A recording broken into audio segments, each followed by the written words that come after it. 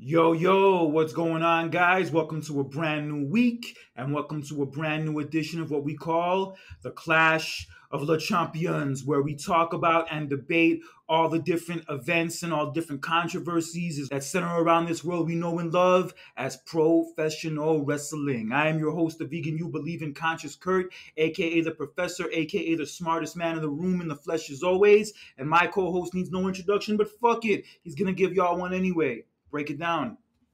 Ladies and gentlemen, this is tag team partner Jonathan Randall at your guys' service. Kurt, you say you're the smartest man in the room. How is that? Well, I'm the only person in my room right now, so technically I am. Oh, in your room. Okay. Oh, yeah. I see what you mean. In your room. Technicalities, bro. Technicalities. Okay.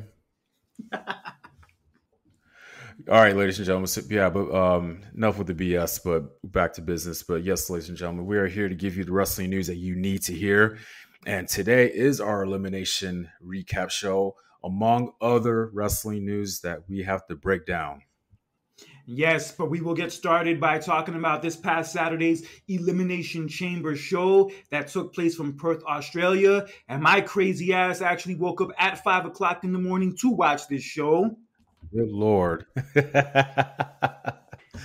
But I did go to bed.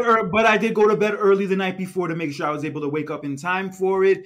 And from waking up at 5 in the morning to watch a show, I was not disappointed. It was a good use of 3 hours. I thought the show was okay. It was okay for what it was. I love the whole atmosphere of the stadium. I love those events where it goes from day to nighttime. I loved it. A lot of people in the social media versus complaining about, it didn't look sold out, it didn't look filled up, and just cut the crap. It doesn't. You guys don't know what you're talking about. A lot of fans showed up. When you're at an international show like that, when you're selling out a full stadium like that, that says a lot. That's all that matters. And bro, even if it wasn't sold out, that stadium was filled enough. That stadium was more than filled to the point where you know everybody was there to go see some WWE. This is their first real legit PLE that they ever got, because they had that Super Showdown show a couple years ago, in 2018. But to be honest, that was just a house show with a bigger budget. True.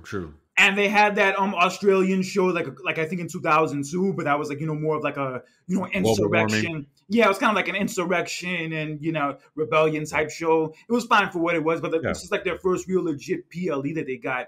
And yeah, you were right. That setting was fucking beautiful. Like that whole shot of the skyline of Australia and the sunset and everything else surrounding the stadium. Yeah, it was a sight to see, bro. I'm loving that they're taking more of these shows international.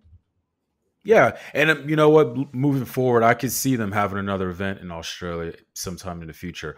Also, I like to point out, I really like the stage that they did. Yeah, the stage was nice. Also, the outdoor setting of it, being light out for a part of it and dark out for the other part of it. Yeah, I always fuck with that vibe. Yeah, as I alluded to earlier, I like that. Kind of similar to the Super Bowl. I loved how you have the big game on the West Coast. It's going to start at a certain time. It will be daytime, and then by the time it's over, it's nighttime. So I like that. So yeah, we had a phenomenal event in Australia, and the first match of the day started off with the Elimination Chamber to determine the number one contender for the Women's World Championship at WrestleMania. That was between Becky Lynch, Bianca Belair, Liv Morgan, Naomi, the returning Raquel Rodriguez, and Tiffany Stratton. So, as both me and Kurt has predicted, we pretty much knew that Becky Lynch was going to win. That was the right alternative, the right choice to pick, and Becky Lynch pulled it out. Yes, Becky Lynch did pull it out, but before that did happen, this match should have a bunch of crazy high spots, including some from Naomi and Tiffany Stratton. Tiffany Stratton especially got a lot of love from that Australia audience. The crowd out there was really fucking with her heavy. Yeah. And she had a great performance in this match. She really bodied it. But it was a shame that her and Naomi, the two girls who, in my opinion, were two of the most impressive in the match, were the first two eliminated. Naomi being the first one and Tiffany Stratton being the second one. And her elimination was, and the crowd let everybody know that Tiffany Stratton getting eliminated that early was not what they were trying to see. They were not feeling that shit at all. voices were heard that in that moment. They're pretty much saying this is BS. I mean, you don't blame them for it. So it's a freedom of speech segment, but still. Yeah, and then Bianca Belair eliminates Raquel Rodriguez with the KOD. Raquel Rodriguez is kind of still recovering from that illness she was going through a few months ago. She's still like, not 100% better, but she's still good enough where she can come out and perform. So yeah, I kind of heard a report that it flared up a little bit after, from what I heard. Also, like, her hair looks different. She also wasn't wearing makeup. And I think she even said herself that it's going to be a while before, she gets back to where she was before and, gets back to being 100%. Look, all I got to say about that, man, I'm so happy for her that she recovered, because I read her Instagram post. It took a lot on her physically and more importantly, mentally. I'm sure it did. It did a lot to her, man. Yeah, of course, something like that. I seen her pictures, man. I felt so bad for her, but I'm just so happy for her that she's recovering and that she's able to, get back into what she, enjoys doing, which is wrestling. So I'm really happy for her. Yeah, glad to have her back. Hope she gets back to, where she was before, or even better than that, sooner than later. But yes, it comes down to Becky, Liv Morgan, and also Bianca. Bianca attempts a KOD onto Becky, but she doesn't really get it down, and then she's like kind of struggling with Becky. And then as she's doing that, Liv Morgan rolls up Bianca into a schoolboy, gets the pin, and eliminates Bianca. But then right afterwards, Becky hits Liv with a man slam, gets the pin, and Becky Lynch wins her very first Elimination Chamber match, punching her ticket in for a title match at WrestleMania. Right, against the winner of either Rhea Ripley or Nia Jax, which we'll get into later today as we continue with our recap. What do you thought about the match, Kurt? Match was solid. Had a couple cool high spots that I liked. It was good, pretty solid chamber match. I would say the best of the women's chamber matches that I've seen. If I had to pick one that stands out the most, I would have to say this one was the best. Between this one and the one in 2019 that crowned the first women's tag champions. Okay. Yeah, people kind of sleep on that chamber match from 2019. I remember that one being good because people talk about that one with Kofi where like the Kofi Mania shit really started to blow up, which was also good. Yeah. But that women's one on that show was also solid with all the tag teams. Right. And in our second match, we had Judgment Day of Finn Balor and Damian Priest defending the Undisputed Tag Team titles against Pete Dunne and also Tyler Bate. New Catch Republic. New Catch Republic, yeah, fucks with the name. This match was pretty good. I will say This match was solid. Although I knew what the outcome was going to be, it did not make me enjoy the match any less. And there was one point where even Dominic got kicked out of ringside because of his little shenanigans. I don't know if you noticed that brief few seconds, like right when he got kicked out, the screen went black. I'm not sure if you know why, but the reason why the screen went black is because a bunch of people in the front row were flipping off Dominic. What, and they blacked that out? Yeah, they did. Why? That's weird. They're still PG, bro. They're still PG. I mean, I don't like it, but I get it. Oh, man, just real quick, I think that bothers me in the fact how, they're very strict with the signs. Like there's certain signs that fans cannot bring. Like I miss the old days about how when the show would start, you see all those creative signs in the stands, man. It's not the same as it used to be anymore because you go into the arena, arena officials will confiscate your sign if it was like too, deemed inappropriate or offensive, so it's kind of sucks. But yeah, one of the ones that pissed me off the most was like there was this one fan sitting in the front row dressed up like Hogan. And this is like right after the whole racial stuff. And they made that fan move from that spot where he was sitting to the other spot from the front row where like the camera wasn't facing it. And The Rock was actually on the show that night. And The Rock specifically brought attention to that same fan and the other fans dressed like other wrestlers. And supposedly they were pissed off about it backstage. Wow. Good. I'm glad he did that. Good. I hate when they pull that bullshit. Yeah, I hate when they do that shit. Yep. So, yeah, I mean, so Judgment Day ends up retaining the titles as we predicted. Maybe they'll drop the titles at WrestleMania. We'll see what happens moving forward, though. But, Kurt, you alluded in this match. You said it was, it was okay for what it was. No, it was a good match. No, it was a good match. It was a good, solid tag title match.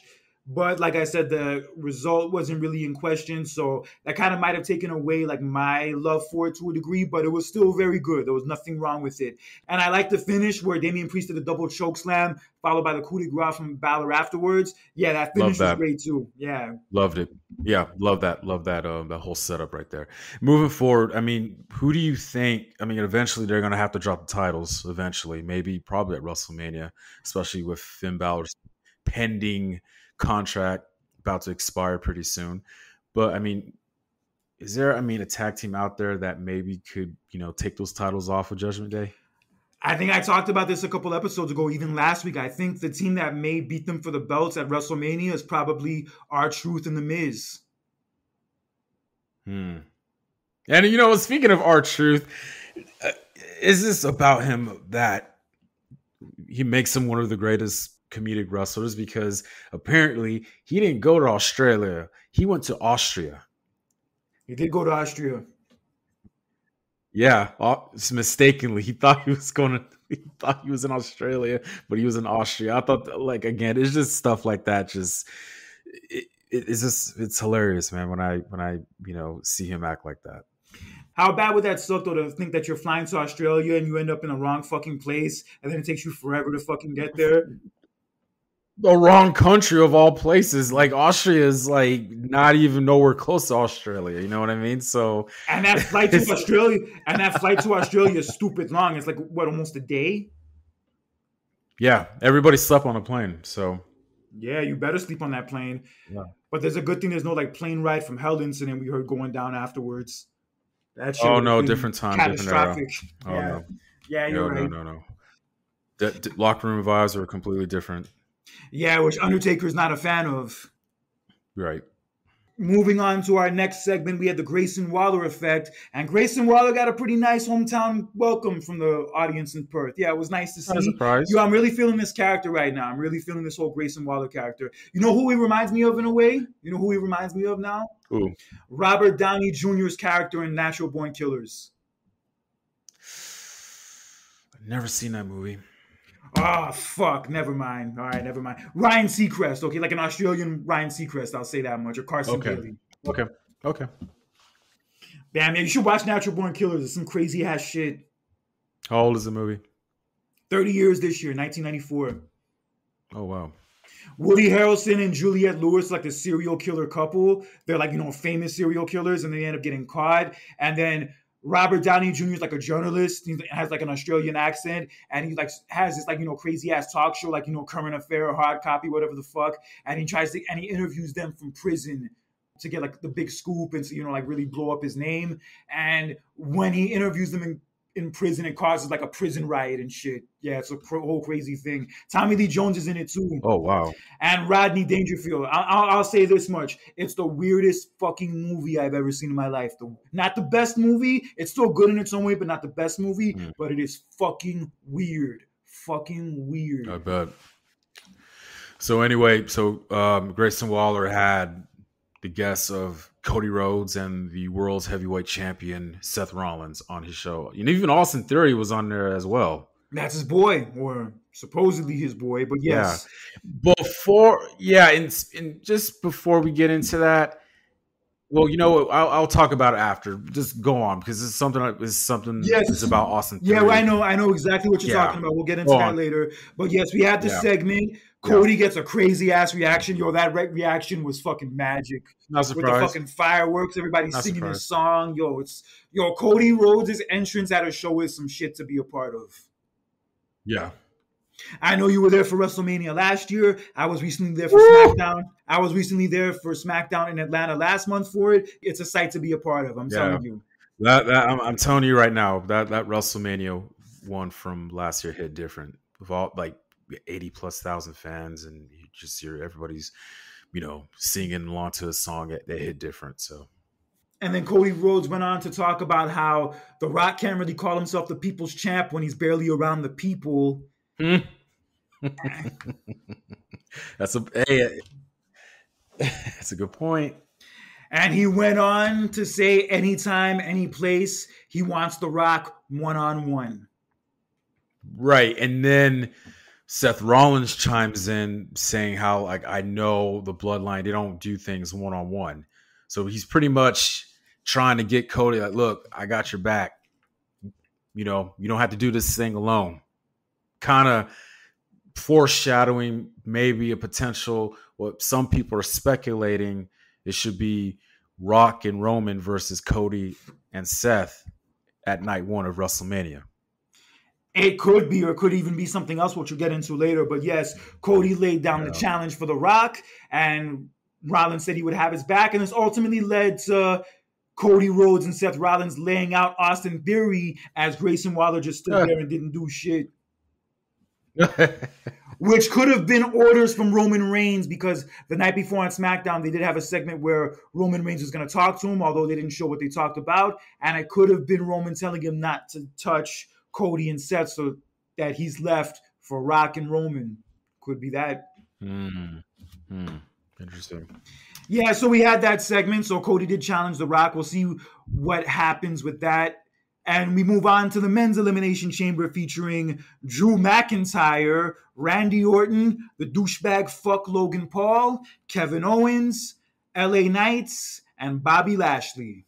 You know what? Just for the record, since Logan Paul is the douchebag fuck, as you call him, Drew McIntyre is douchebag fuck number 2. But Drew McIntyre is at least entertaining with it. At least you can like laugh at it and be entertained by it. But Logan Paul, I laugh at too what Logan Paul does too. Logan Paul, you just don't like him. You like just like, yo, I can't stand this dude, and you're just happy when he gets beat I know though, but his heel work is just he already made me laugh already with his heel work.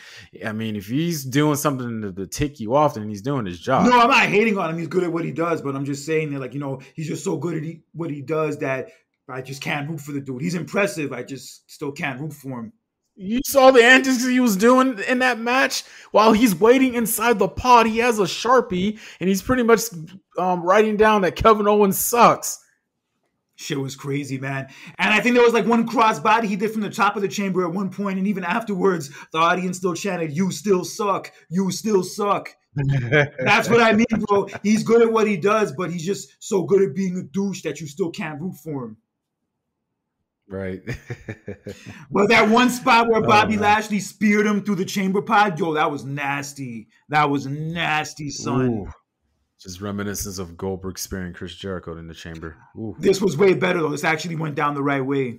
Because if you remember correctly, when Goldberg speared Jericho through the chamber, like he didn't really get her all the way, and then he had to, didn't go the way it was supposed to go. But the less we talk about that chamber match, the better. But yes, getting on to this one, Bobby Lashley was so beat up from doing that spot with Logan Paul. He was so beaten down that ultimately he fell to a Claymore kick from Drew McIntyre outside of the ring, and then also inside of the ring afterwards to be the first one eliminated.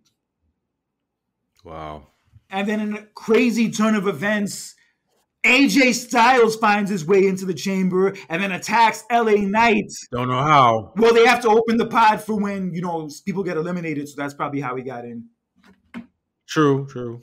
Yeah, so AJ Styles makes his way into the match and fucking attacks LA Knight, hits him with a Styles Clash onto a chair, and that causes LA Knight to be eliminated by Drew McIntyre. Motherfucker. Man, crazy. Did not see that one coming at all, man. Yeah, neither did I. I kind of knew they had some unfinished business and all that, but I wasn't expecting it to go down this way. Fuck. And again, I saw that. Just raises some questions moving forward, what's going to happen, and also raises questions about, you know, what happened, you know, later on in that match as well. After LA Knight was eliminated, we still had 4 more people, which included McIntyre, Orton, Logan Paul, and also Kevin Owens. Kevin Owens was eliminated by Orton with an RKO, and then Logan Paul had the advantage over Randy Orton, and he was kind of taking his time to put the brass knuckles on.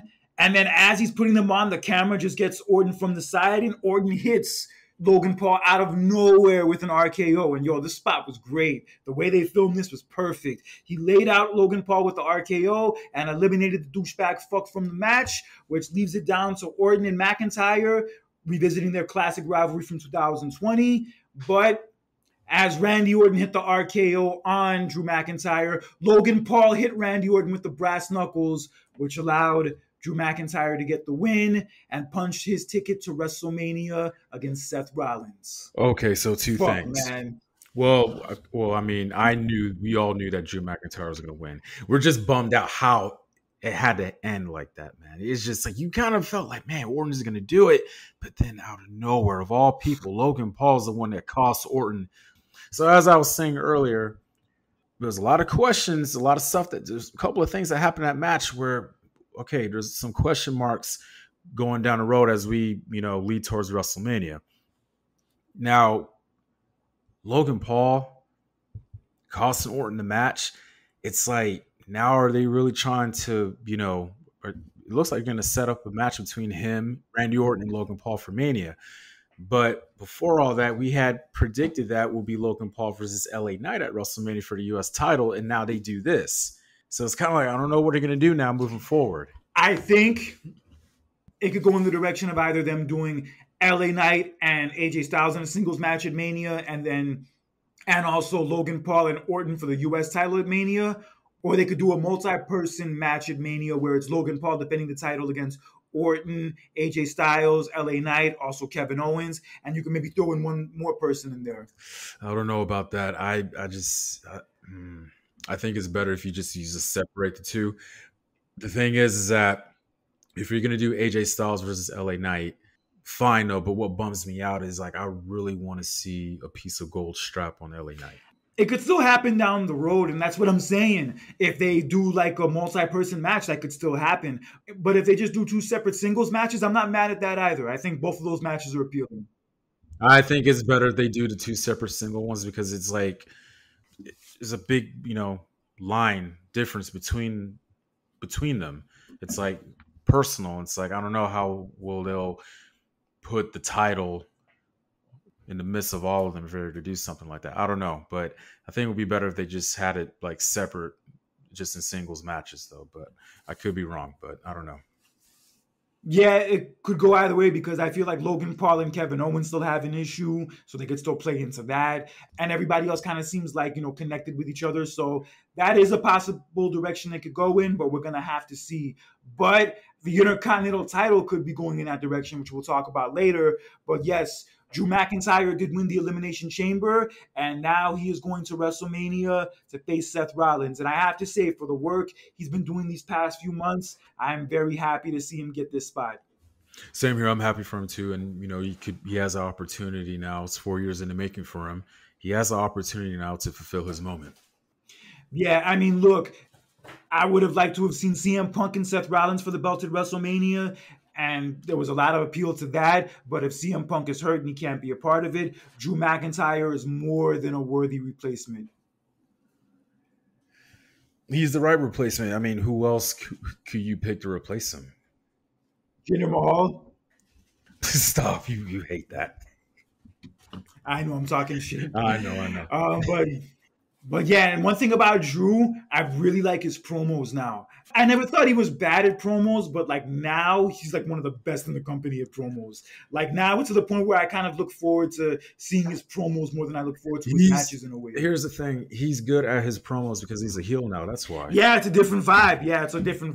He has different shit to play off of.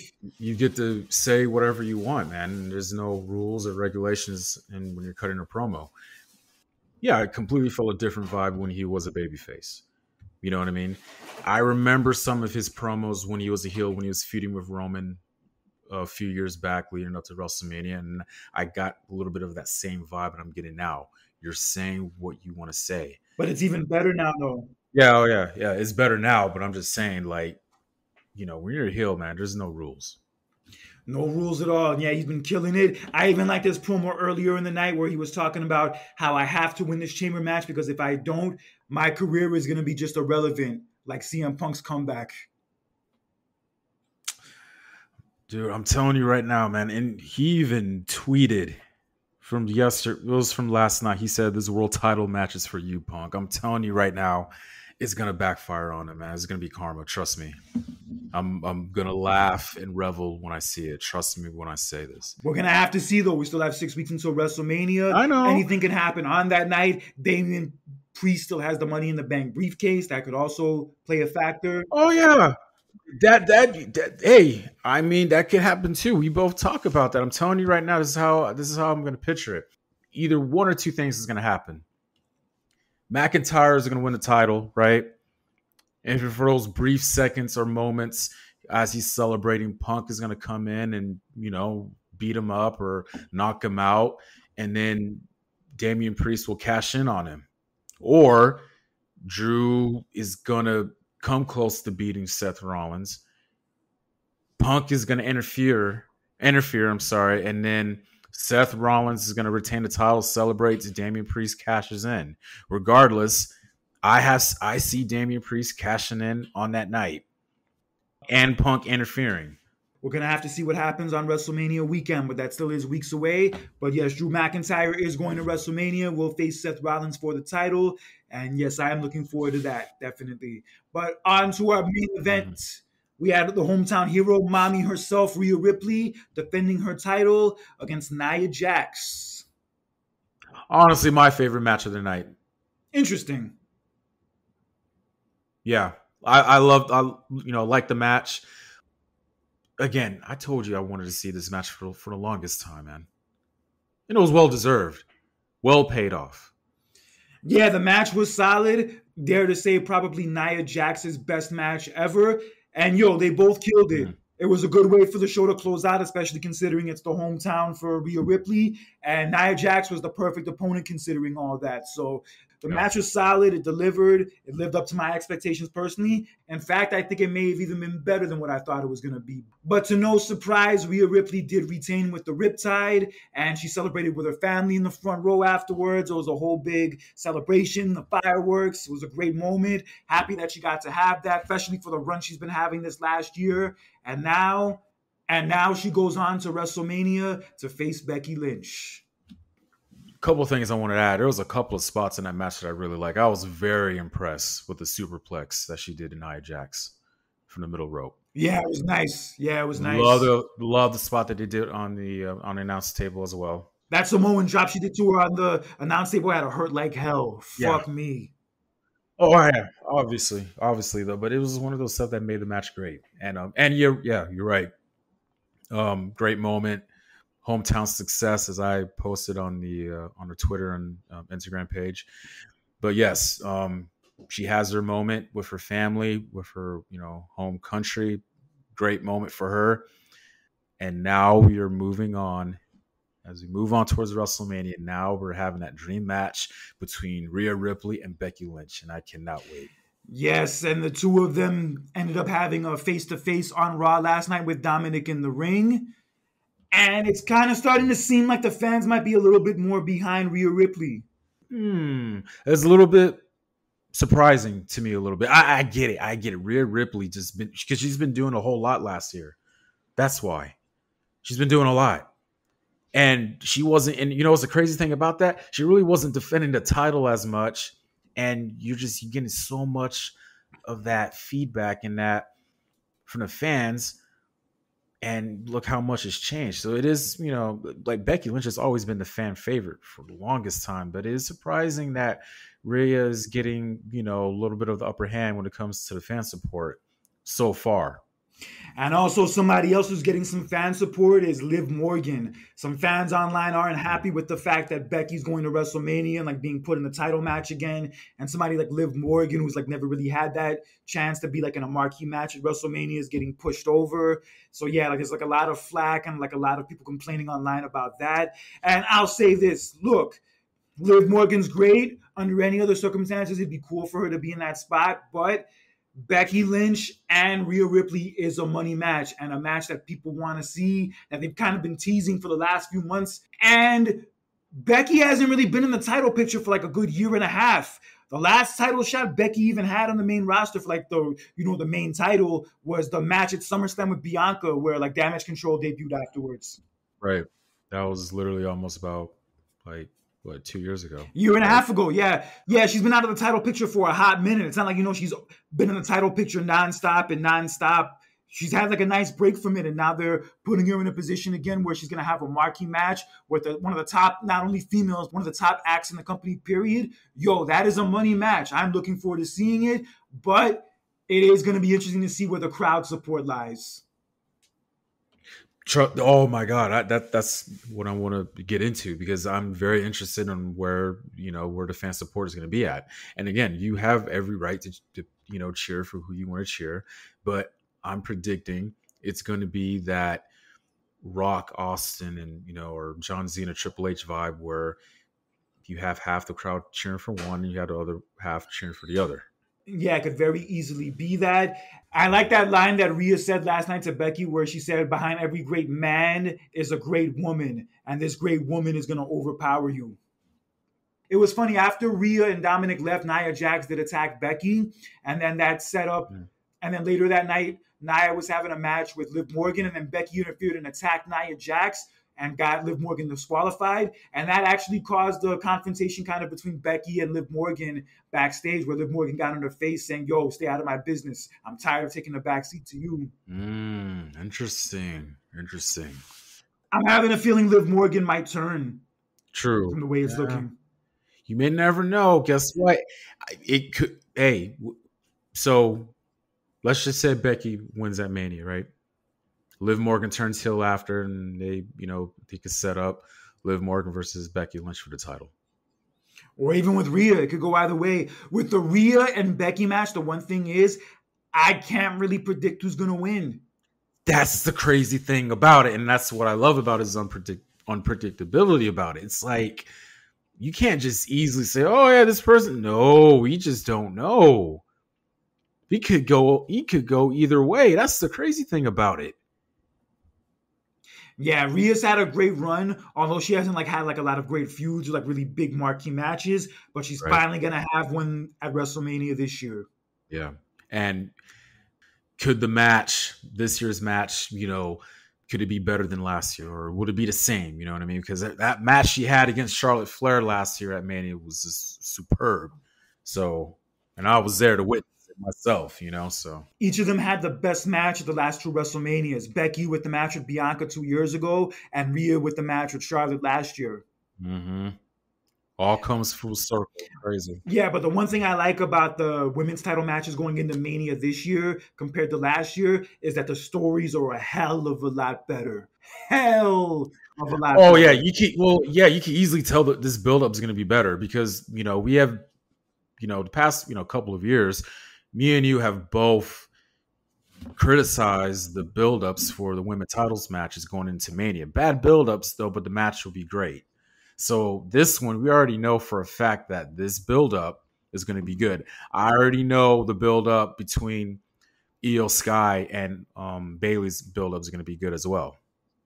It's already been good so far. And with the Dakota Kai aspect of it in it now, where you're not sure whether or not you can trust her, or you're not sure if she's really for Bayley, or setting her up for something. That aspect of it is also interesting. And this Friday, actually on SmackDown, they're going to have a tag match with Bayley and Dakota Kai, who is now officially cleared to return to the ring against the Kabuki Warriors. So I'm watching my back if I'm Bayley in that match. I'm pretty much watching my back regardless, especially after what happened a couple weeks prior. You made your decision to challenge Io Sky, and pretty much say, "Hey, you know what, I'm done with Damage Control." So ever since then, I'll be watching my back. Yeah, and Dakota Kai's kind of acting like she's on her side, and she had nothing to do with Damage Control, ostracizing her and all that. But I'm not sure if I trust her. I don't know who I don't trust less, Dakota Kai, or I hate to say it, Seth Rollins.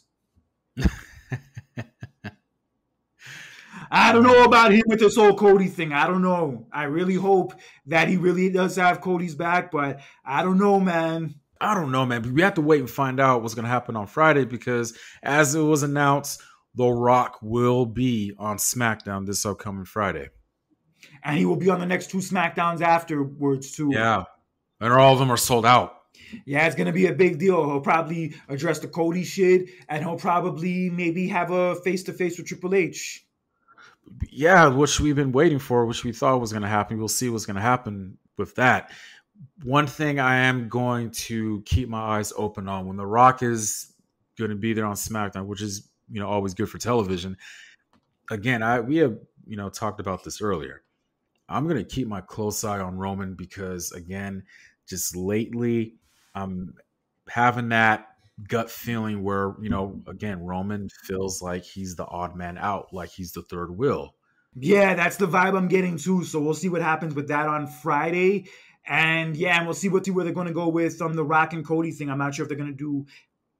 I don't know if they'll do the tag match on night one with like Rollins and Cody against Rock and Roman. They could do it that way. But there was a segment on Raw last night that was interesting between Seth Rollins and Drew McIntyre. And actually, even before it went down that way, that one line from Drew McIntyre was funny, where he talked about how he suffered a busted eardrum in Elimination Chamber, and the doctors were telling him there would be a chance that he would miss WrestleMania. And his response was basically, "Who do I look like, CM Punk? There's no way I'm missing WrestleMania."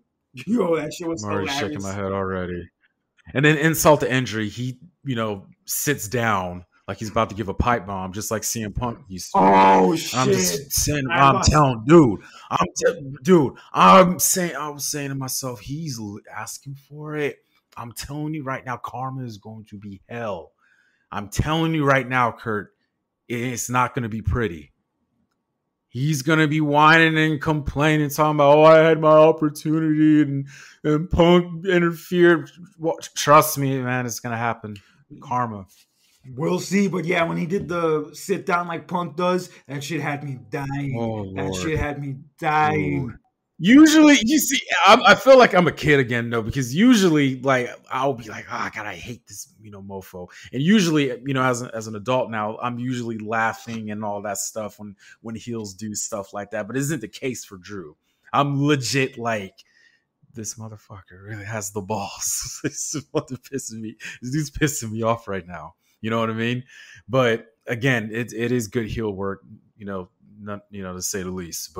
But yeah, Rollins comes out, and then Rollins is talking about the whole bloodline thing and how it's up to us to put an end to the bloodline. We have to put an end to them once and for all. For the future of this business, we need to get rid of them for good. And then Drew McIntyre is basically telling him, yo, just forget about it. That shit's on the other show. That shit doesn't concern you. Just focus on the match that you have against me. That's what should really be getting the attention. But Rollins just could not resist. Rollins just kept saying, like, yo, we have to get rid of the bloodline. The bloodline can't continue. And from the way it's looking now, yeah, it's gonna be some kind of tag match or something from this promo, or even possibly a 6-man tag with maybe Roman, Rock, and Solo against Cody, Seth Rollins, and Drew McIntyre. What about the world title match, though? I mean, that they'll still have it. They'll still have the match on. They'll still have it, but they'll have those matches on night 2. Look, it's not a scenario I'm crazy about myself, but whatever. If they end up doing a tag match or even a one-on-one match with Cody and Rock, I don't hate it. You have to see what's going to happen. I just, the unpredictability, as has been preaching about for a while now. Does it make sense? I don't know, but I mean, they could do a tag match for night 1, and then again have Seth defend the title. You may most likely have 2 world title matches on night 2. You know what I mean? That'll be the first time ever. Well, first time since they've been doing 2 nights. Yeah. I mean, but whatever, it is what it is. I mean, we'll still get the matches we want anyway, but having a tag match as the main event of night 1 is kind of weird, but I guess we'll have to see how this all plays out. Mm-hmm. But in a way, I don't trust Rollins. I don't know what it is, but I would kind of like have my eye on Rollins. Yeah, a little bit. He's, too concerned about, the bloodline and all that stuff. At the same time, it's like, dude, you got Drew McIntyre after your title. You need to focus on that. With all due respect. I'm also on Raw. We had a possible tease of what the Intercontinental title match could be at WrestleMania, as Sami Zayn was doing an interview about how he wants to get his way into WrestleMania and how he wants to find his way onto the show and make an impact. And as he was saying this, Gunther and Imperium walked past him, and Gunther just looked at him and laughed as he walked away. So we had that. We also had Gunther and Imperium in the ring cutting a promo, but then they were interrupted by Judgment Day. And Dominic Mysterio, of all people, stepped to Gunther to try to challenge him for the title. Right. Yeah, that was unexpected, but hey, I mean... Yeah. And then, even Rhea Ripley kind of got on his case about it, saying, you're challenging Gunther, really? He needs to support her man now. Come on. Yeah, I don't see Judgment Day lasting that much longer after WrestleMania. Yeah, that I think after WrestleMania, somebody's leaving, or they're gonna split up true. altogether. Yeah, I think it's the best. I think it could end up being Damian, Rhea, or Finn Balor who ends up leaving Judgment Day after Mania. It's one of those three, I think, for sure. I could definitely see Finn. Because his contract's about to expire. That's the thing. But Exactly. And Damian, maybe because if he wins the title, maybe he feels like he doesn't need them anymore. But also, if he does win the title, having Judgment Day to back him up makes it even more of a powerful stable. mm-hmm. And Rhea, I feel like for like the babyface reaction she's been getting lately and all that, and you don't really see her with Judgment Day as much anymore, or even like as flirtatious and like friendly with Dominic as much anymore. So it could also be her too. I can see it. Eventually it's going to have to happen, man. You don't see factions that last, forever. Look what happened to DX 25 years ago. Yep, 25 years ago this year, you had WrestleMania 15, which is also in Philly.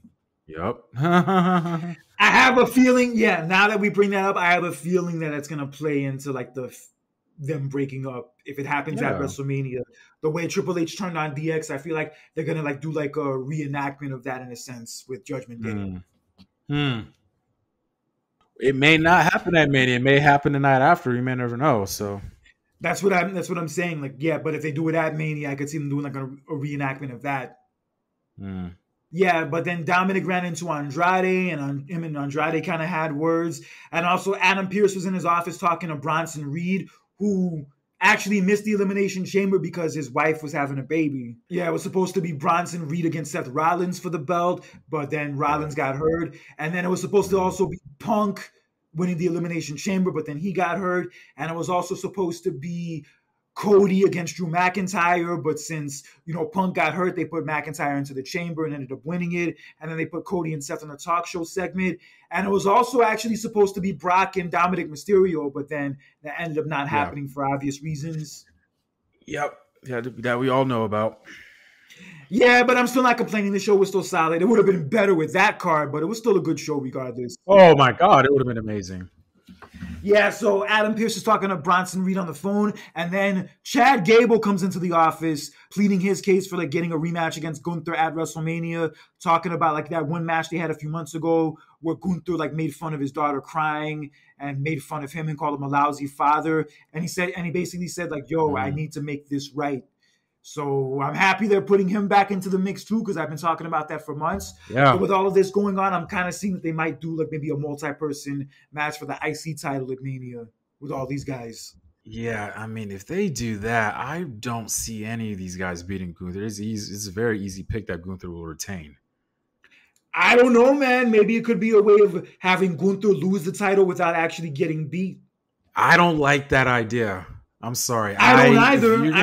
But I'm saying maybe they might do it. But maybe they might do it that way. Good and just so valuable over since last year, and I don't want him to see him lose in that fashion. That to me, that would be just upsetting, but at the same time, just weird.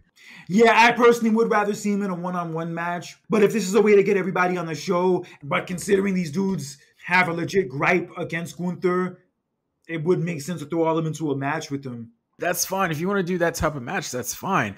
But I just don't want to see Gunther lose in that fashion, especially in a match like that. If you're going to do that, do one-on-one.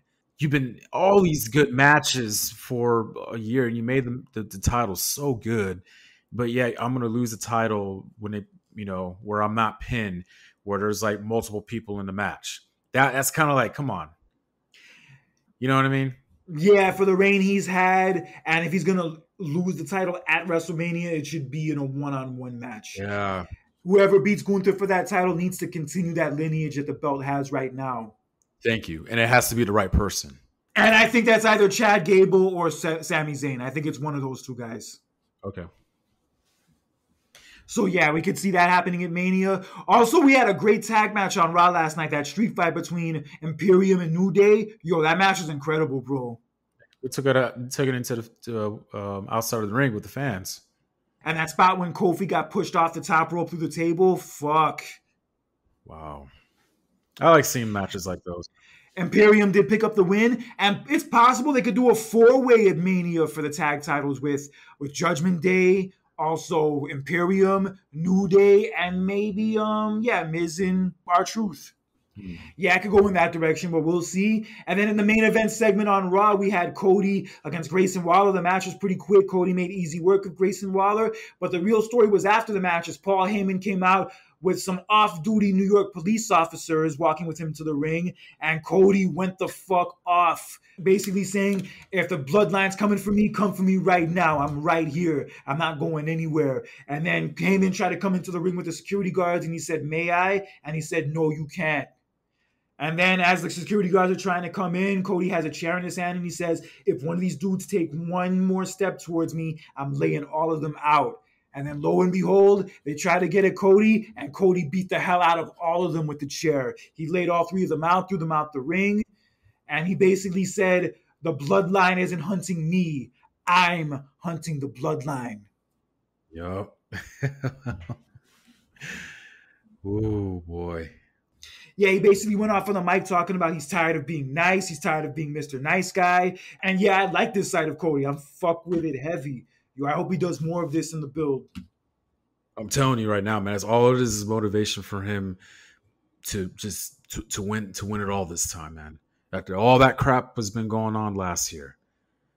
And with this going on now, you have every damn right to, be upset and be frustrated, man. Come on. Hell yeah. And the craziest thing was Heyman had 2 different cell phones, one to call Roman Reigns and one to call The Rock. Right. I'd never seen anything like that. You need 2 phones to... Oh, my God. Can't wait. I can't wait what's going to happen on Friday, man. Yeah, that Rock segment should be definitely some shit to watch. But yeah, it was a good episode of Raw last night. It moved things along for what we're going to see at Mania, gave us some ideas of what we're going to get, and also further along what we already know we're getting. So yeah, it was a good episode of Raw last night. I had no complaints, and hopefully SmackDown can continue that momentum going. So there is one thing I want to say, and it is going back to our Elimination Chamber in Australia. So about the day prior, Australian journalists called Austin Theory for an interview. Pretty much the interview was going well until the interviewer made a ignorant comment saying how wrestling is fake. That led Austin Theory pretty much get heated with the reporter, pretty much calling him out, saying that's unprofessional. And I came to you for an interview. You're going to pretty much talk to me like that, insulting him, insulting all the wrestlers, just the company in general. Got to a point where he stormed off, but really got to a point where he really wanted to just, punch this guy in the face. And I'm going to tell you straight up, I don't blame Austin Theory for being upset about that.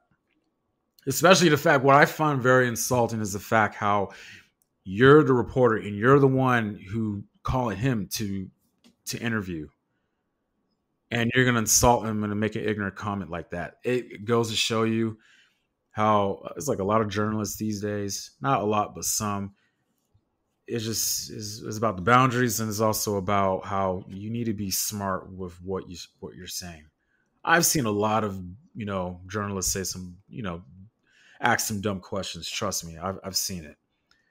But this one right here, man, you got to be smart on what you're saying, man, because I get it. Wrestling is choreographed and all that stuff, but at the same time, you don't know the work and the effort that they're putting in. They're putting their bodies on the line. They're traveling, time away from family and friends, and that's a lot. So I don't blame Austin Theory for sticking up, not only for himself, but sticking up for his career and also the other people in the back that works, no matter if it's WWE or AEW. It was very insulting. And as a journalist, I don't care who you are, be smart when you're interviewing people. And I want to say this as somebody who studied journalism and has a degree in it, and who made the dean's list the last 2 years of school, and has been hosting 3 separate podcasts and been doing podcasting the last 5 years, wrote 2 books, and been doing this journalism shit, even though I haven't been getting paid for it. I just want to say, To that reporter who asked Austin Theory those dumb questions, you are a fucking idiot and you are a fucking disgrace to journalism, just like Fox News. Fucking chump. I'm telling you, man, be smart. Yeah, be smart. You have that position for a reason. When you're asking people questions, when you're talking to somebody, know what the fuck you're talking about and know who the fuck you're talking to so that you can actually come off intelligent when you have an interview and conversation with them. Yeah, because the last thing you ever want to be as a journalist is somebody who clearly doesn't know what the fuck they're talking about to the person they're supposed to be talking to. Thank you. Like I said, and like I alluded to earlier, I've seen reporters, ask just dumb questions. I'll never forget about a few years ago when the Super Bowl was in Minnesota, right? Between the Eagles and the Patriots, right? So I believe it was, during the week of media day, right? Kurt, the game is in Minnesota, okay? February. US Bank Stadium's indoors. Tell me why this interviewer, he was interviewing a Philadelphia Eagles player, right? Tell me why this guy asks him, "Oh, have you guys prepped for the weather here for this game?" And I was like, "Bro, the game is indoors. What the hell are you talking about?" I'm telling you right now, man, it's that simple stuff. And because I'm a journalist too, it's that simple stuff that you gotta do before you have your interviews. Know what you're talking about. Prep before you do stuff like this, man. Like, you're gonna ask. I get it. The whole entire interview wasn't really, kind of nonchalant because the player didn't really want to be there, but at the same time, you still gotta be professional and still do your job. But for him to ask a question like that was unexcusable. It was dumb. It was the dumbest, silliest thing I ever do. The game is indoors, bro. You should know that. Come on. Yeah, and Austin Theory was pissed off to the point where he told that reporter he would smack the shit out of him. And good. I'm glad he said that. Him. Yeah, good. This would have been David E. Schultz and John Stossel all over again. Well, also, remember that interview when Undertaker and Vader were in, was it Kuwait, right? Yeah. Yeah. Similar to that. The reporter asks the guy, "Oh, I mean, it's fake." And Vader literally got in his face and "Yo, what the hell are you talking about?" Yeah, this dude saying "Oh, but your job is fake, your job is easy." Bro, shut the fuck up. Why the fuck would you ever approach somebody who has a profession, specific field and say that, "Oh, your job is easy, oh, your job is fake"? Bro, who the fuck taught you how to do your job? Whoever taught you how to do your job fucking slipped up big time. Fucking clown. Punk ass bitch. I'm telling you right now, as a journalist, and even for the upcoming journalists, just, dude, you gotta, it doesn't matter if it's politics, sports, or whatever it is that you're covering, man. Just do prep before you're doing your job, man. Okay? And be smart. That's all I gotta say. Yeah, prep, do research, and know what the fuck you're talking about, because credibility is everything. Thank you. Because when you do dumb stuff like that, not only are you making a fool of your own self, but you're also making a fool of the company that you're working for, because they're looking at you like, what the hell is this? You know what I mean? Yes, indeed. Yeah, definitely. Right. Yeah, these motherfuckers just need to know better. They just need to know that if they have that job, if they have that title that so many people would probably kill to have, at least do it the right way. At least take some fucking pride in your fucking craft. Just a little bit. Thank you. So let's shift gears to the Vince McMahon allegations. Obviously, that's not going anywhere anytime soon. Many people have been commenting on it over the last few weeks, including Bret Hart, who I forgot to mention in last week's episode, who basically said he would not even shake Vince McMahon's hand if he saw him again. He said, he can't ever look at him the same after, hearing about all this shit. I don't blame him. I know they had differences in the past, and I know they squashed it now, but with this coming up, it's just it's like a done deal. So I'm not surprised to hear it. Bret even went as far as to say that he doesn't even know how he could have ever been a supporter of Vince, or even somebody who liked Vince as a person in the first place. Wow. Brett said that. Also, Becky Lynch talked about how, like, she's always been treated well by the company, but, but hearing about these allegations, especially as a woman, is horrific and, disturbing. And yeah, Seth Rollins also said something similar. And Randy Orton had a pretty good response talking about how, he wouldn't be where he is now without Vince McMahon for all the chances he gave him when he didn't have to. But he's just said, like, after reading those allegations, like, reading those texts and everything, he just said it's hurtful. Like, it really hurts to, see this side of Vince and to know that this, side of Vince exists. And yeah, that's a fair response. Yeah, because obviously Vince was his boss. Vince did a lot for him. But at the same time, learning about that shit about the dude, we can't turn a blind eye to. No, can't. But one person who had kind of a different response was John Cena. And this is what John Cena had to say about the whole Vince thing on a recent episode of Howard Stern. This is what he said. I don't think it's complicated to talk about. I think it's complicated to listen to. That's kind of why I don't necessarily put a lot of time and equity into it. Again, there's still a long ways to go. I'll say this. I'm a big advocate of love and friendship and honesty and communication. But in the same breath, I'm also a big advocate of accountability. I think you explained it well of if someone's behavior lies so far outside of your value system that the balance shifts of like, man, I can't operate in a world where this works. That's the end result of being accountable. Right now, what I'm going to do is love the person I love, be their friend. And by that, it means like, hey, I love you. You got a hill to climb. I'm kind of a little confused about what he's trying to say. I mean, is he trying to justify for what he did or saying how like, well, let's not jump the gun because we don't know what's going to happen? What they're going to, determine Vince's future or what? I'm trying to paint the picture right here. I think basically what he was trying to say is that, Vince is still his friend. At the end of the day, no matter what Vince did, no matter what Vince is being accused of, he can't turn his back on him because, Vince did so much for him. Vince, gave him the life that he has now. And because of that, like, he's not going to turn his back on Vince or bash Vince or bury Vince or any of that jazz. So that's kind of the vibe I got from this, where he's just basically saying, like, yo, you're still my friend no matter what. Okay, well, I mean, Vince did a lot for everybody, mainly for, if you're like the top guy, successful. Yeah, he did do a lot for a lot of people. A lot of people owe their lives and their careers to him. But at the same time, that does not excuse the other foul shit he did on the other side of that. No. For all the people he did right by, there's also a laundry list of people that he did wrong by. Yep. And regardless of whether or not you're his friend or a fan of his, a fan of the product he created or whatever, you cannot turn a blind eye to that shit. You cannot give a pass to that shit.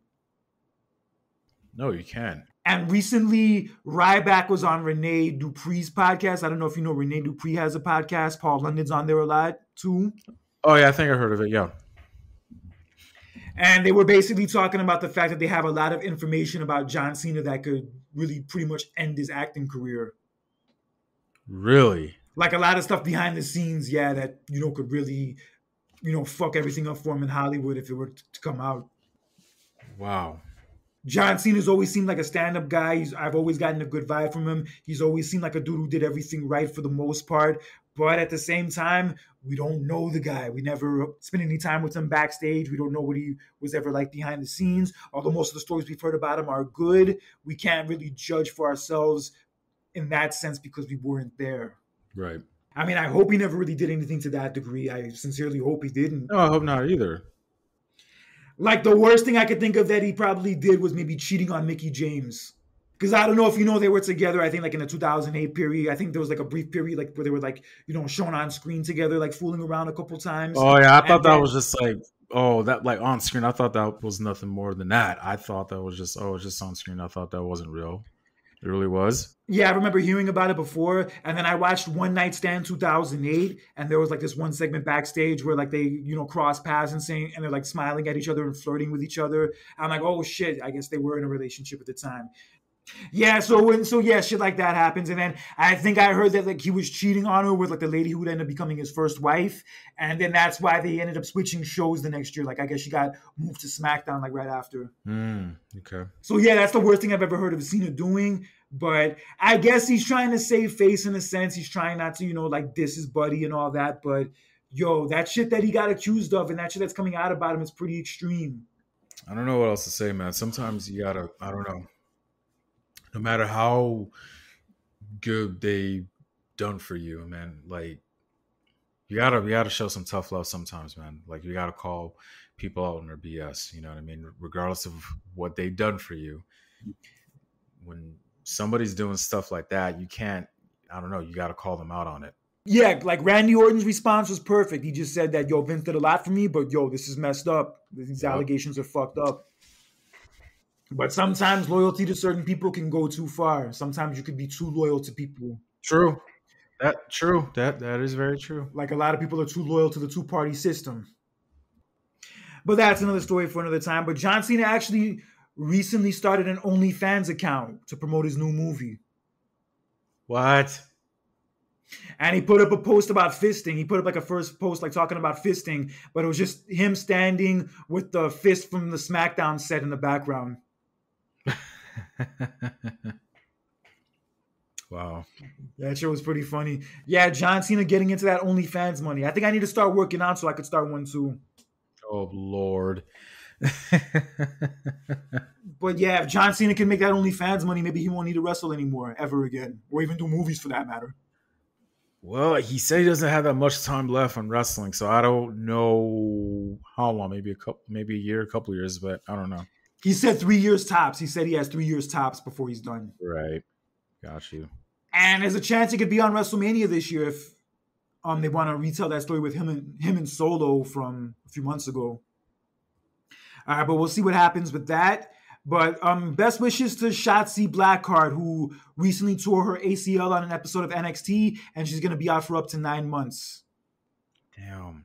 I heard Nikki Lyons hurt herself too, and she just got back from her injury. Yeah, she's injured also. Yeah, she's injured.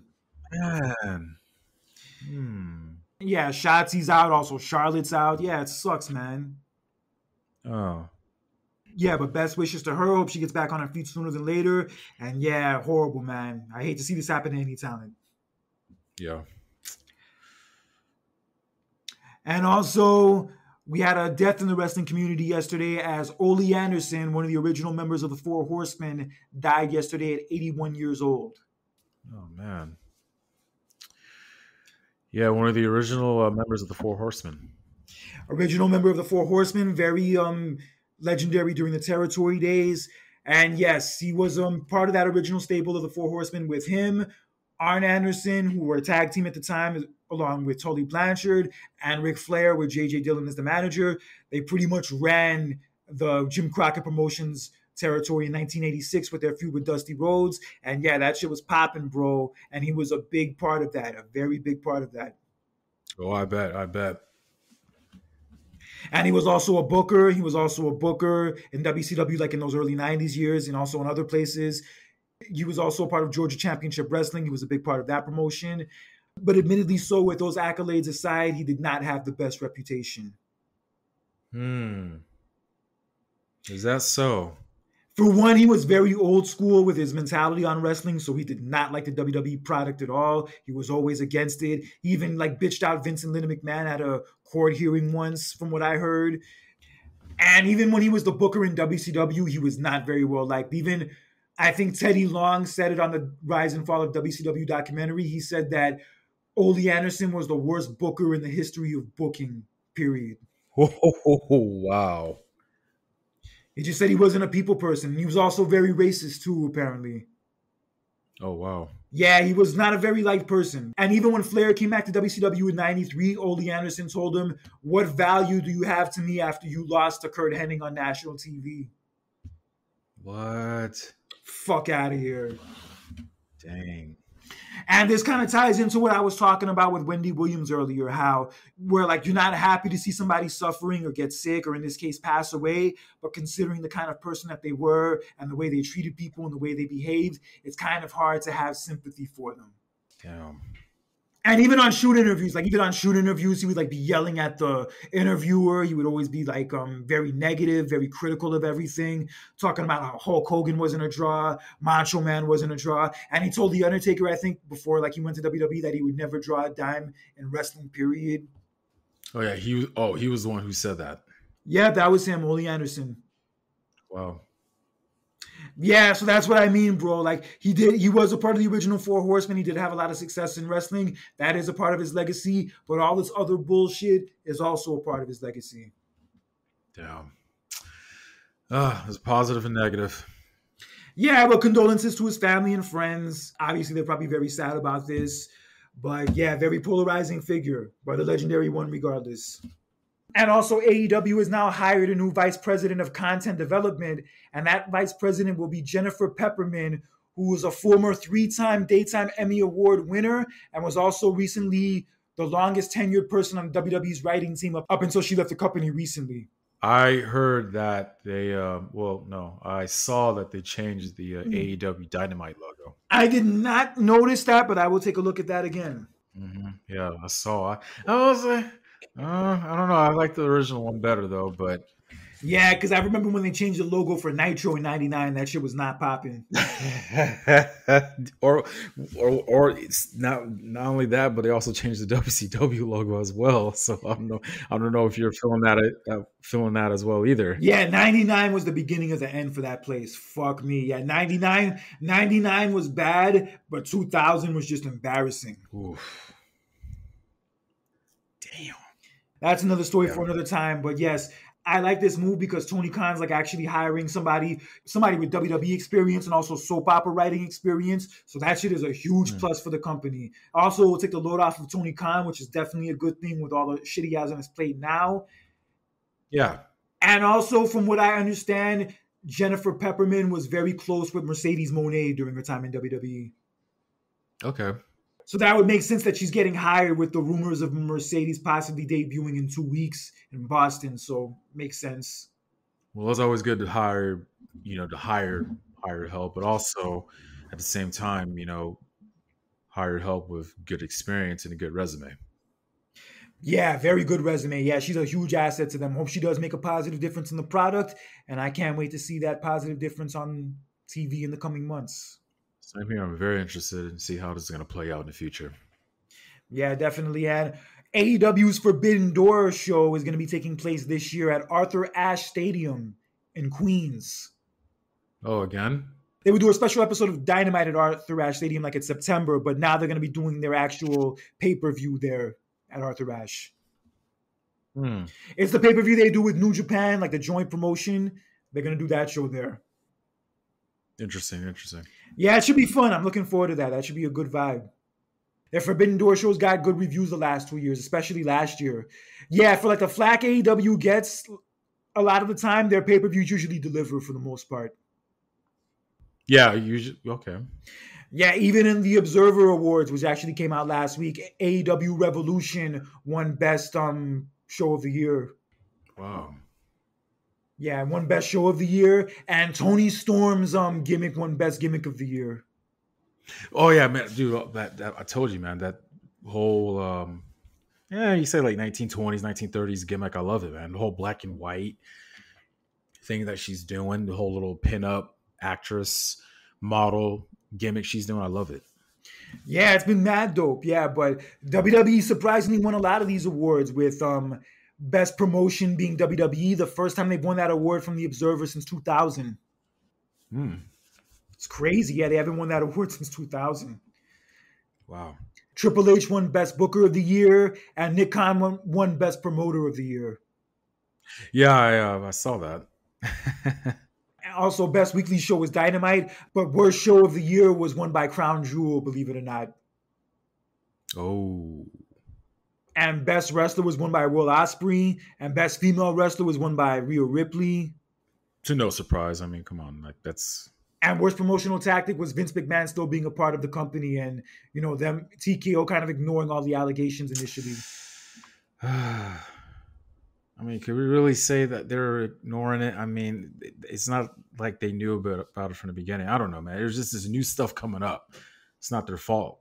I'm just talking about like in the beginning of last year when Vince like forced himself back into the company after the board of directors voted for him not to come back because they said it would like put too much of a dark cloud over everything, but he still forced his way back anyway. And then the whole TKO merger happened and he was still kind of a part of it. So yeah, like that shit. See what you mean now. I'm sure Tony Khan's not happy about losing Promoter of the Year and all that. Wouldn't surprise me if he puts a tweet up about it. Yeah, but O'Shea Jackson Jr. was recently on Chris Van Vliet's show, and he gave an hour-long interview. And I have to say, the interview was very entertaining. I really got a lot out of this interview. And O'Shea Jackson is like one of those dudes you really want to hang out with. Not only that, but very relatable too, though, because he's not just Ice Cube's son, man. Like, this dude he kind of relates to everybody, or normal people. You know what I mean? He loves wrestling. He loves anime. I follow the guy on Twitter. I be reading his tweets. It's hilarious, man. Good actor. I've seen a couple of his movies. Other than Straight Outta Compton, I remember he was in the movie Den of Thieves as well. Also, he was in that. He was in a Godzilla movie as well. He was even in the episode of Mandalorian. He was also in that movie Long Shot with Seth Rogen, and he was also in Cocaine Bear. Oh yeah, that one too. Yeah. He even said CM Punk came out to the premiere to show support for him. He said he's good friends with Punk. Ah, nice. Yeah, he was talking about that. He was talking about his initial love for wrestling, how he initially got into wrestling through playing video games. Nice. I didn't. I haven't watched the interview yet. I've known about it, but I haven't had the time to watch it though. But I already know Chris is a very good journalist. Very good. Does a lot of good work. I've seen him do. Hell yeah, dude! Just numbers of good interviews, man. I love his interviews. But yeah, I got to check this one out. But yeah, he was really. He was also diving into with the talking about AEW as well. Yeah, and the main thing that kind of stood out about this interview was what he was saying about AEW. And he basically said that, if he's watching AEW and he asks, who the hell a person is who he doesn't know, he doesn't need, people online coming at him talking about how, he doesn't know anything about wrestling, how could he call himself a wrestling fan. And he also went on to say how, AEW should do more of a better job of, giving, a background story to certain people that you might not know of, as opposed to, just putting their accolades down on the screen when they're coming out to the ring. Because that is a problem with AEW. They book a lot of random matches, which are good and all, but they don't really have much of a story going into them. And most of the time, I don't even know who half these dudes are. A lot of these dudes are from Japan, who I'm sure are great wrestlers and all that, but I just don't watch the New Japan stuff like that to know who these dudes are. Well, not only that, man, I think it's a bit hard to catch a New Japan Pro Wrestling on TV. Yeah, that's a part of it too. And yeah, just sometimes I just don't know who these people are, and it's hard for me to get invested when I don't know who they are. I mean, the matches are still good, right? Don't get me wrong, but even Conrad Thompson said this best about AEW compared to WWE. He said the difference is that Tony Khan books matches, he doesn't book stories. Yeah, because I think I've kind of noticed that too, because I'll watch an episode of AEW, right? Don't get me wrong, there are a couple storylines here and there, but majority, if I'm watching an episode of Dynamite, right, I'm just watching matches. It's not like you're watching WWE and it's you watch a match and it's that certain match has a storyline that's been building up for, weeks or months or so. You know what I mean? Versus where you watch AEW, you're just watching a match that was just, we're just going to throw these two in it and that's it. And then the following week is the same thing. Yeah, they were having a big problem with that, especially last year with the Ring of Honor people. Yeah, that shit was getting confusing, bro. And yeah, that's a fair criticism. O'Shea Jackson has a valid point with all that. I don't agree with some of his views about the bloodline stuff, how he wants the Roman title reign to surpass Hogan's because it's the 40-year anniversary of Hulkamania. He's a big Roman he's fan. He's a big Roman. Bro, trust me, I've been reading his tweets for a while, man. He's pretty much pro Roman and Rock right now, so it's not a surprise. He's pro Roman. He's a pro Rock fan. He's been a Rock fan since he was a kid. He even told a story once of when his dad took him to meet The Rock for lunch once, and it was a big surprise. Yeah, Ice Cube took him to lunch once. He said, you're gonna meet my friend today, and his friend ended up being The Rock, and he fucking lost his mind. Wow. Yo, that's great. Yo, that's what I mean, bro. He's like a relatable dude. He's a fan just like we're fans. He just happens to be the son of a celebrity and also now a celebrity himself. And again, I love celebrities, how they show that they actually have something that connects with, other people. Like I said, man, he's a big wrestling fan, and other thing is that he loves anime. I'm telling you right now, man. If I know a celebrity that likes the same stuff as I do, there's already a connection. I mean, there's that connection that I have with Bad Bunny. It's not just the music, but I found out early on, years ago, this dude is a wrestling fan, and automatically there was that connection. That's all I needed to know. Also, another wrestling fan, Killer Mike. Shout out to Killer Mike. Oh, he's a wrestling fan too? Oh yeah, that's right. He was at SmackDown. Oh yeah, I told you. I told you I saw him at SmackDown when I went to it a couple weeks ago. He had the sign saying, "We finish our story at the Grammys." Yeah, that shit was dope. Yeah, he was talking about how, like, he doesn't hate AEW fans. He just hates faceless fans. Those fans who come at him online and just start talking random shit and, like, shitting on him for no reason and saying how he doesn't know what he's talking about. He's an idiot. He shouldn't call himself a wrestling fan if he doesn't know who this is, who that is. And he says, like, I hate y'all. Fuck you guys. And he has every right to say that. He has every right to say that. But these little fucks took it so personally that one of them even posted online saying, I wish that your dad had pulled out. Then his dad went after them. Yeah, Ice Cube responded to this motherfucker saying, fuck your wish, you punk ass bitch. Mm-hmm. Good. I hope Ice Cube makes a No Vaseline part 2 about that motherfucker. And those are the type of wrestling fans that make it bad for all of us. They're the ones that give us a bad name. These motherfuckers. You know what, man? I think it goes a little bit deeper than that. I think just social media has ruined a lot of things in certain aspects, man. Like dating, what we talked about a few minutes ago, the whole dating thing, and also wrestling in some ways. Well, no, not just dating, just everything in general, man. It goes deeper than that. I just feel like you got to think about it. Just people just mouthing off, just being stupid and all that stuff. And, like you look at the kids now, man, like I feel bad for the kids these days. You know what I mean? It's like, it makes me glad that I'm not a kid during this generation. I don't see kids outside how we were growing up. You know what I mean? Everybody it's like, man, it's like people, kids these days, like, man, they already have a phone already. Like, they're like, what, 6, 8 years old and they already have a phone. I was like, damn, I didn't even have a phone when I was that age. Not saying I'm jealous about it, but it's like, dude, I was outside acting a fool with my friends outside. Kids these days they're inside on their phones and all that stuff. And, people are just stupid on social media, just saying this, saying that, man. And don't get me wrong, like social media could be fun at times. It is, but there is a dark side. Absolutely. I try to avoid arguing on social media at all costs. No matter how stupid somebody's point is or somebody's argument is, I try to avoid like those long back and forth arguments as much as possible.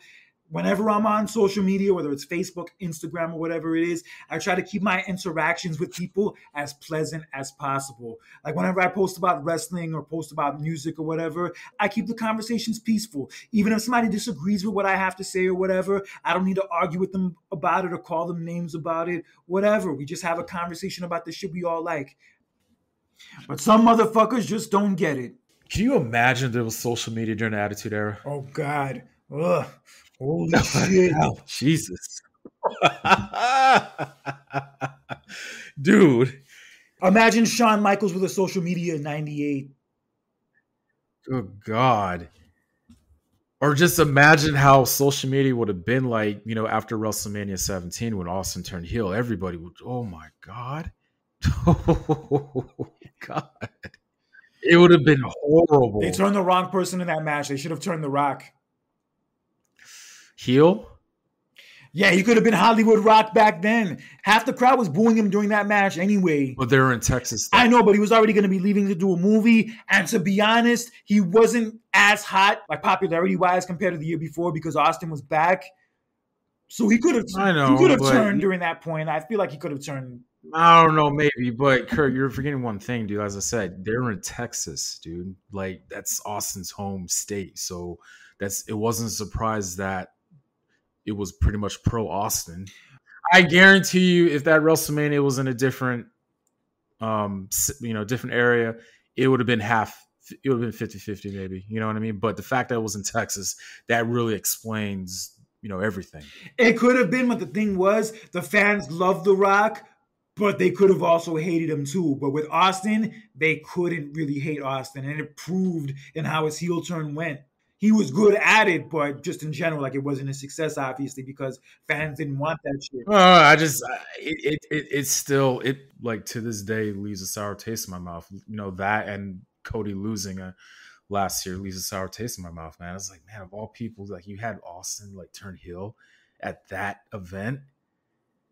Like, oh man, like one of those things that just like, Yeah, that ending to WrestleMania, also the ending to the WrestleMania the year before with Triple H retaining over The Rock, and then last year with Roman beating Cody. Yeah, those are three of the endings to WrestleMania that will go down in infamy. Yeah. But yeah, good interview with O'Shea Jackson. Really comes off as a likable, cool dude, relatable dude. I liked what Van Vliet asked him at the end, where he asked if Ice Cube ever drank some drink with crushed ice. What?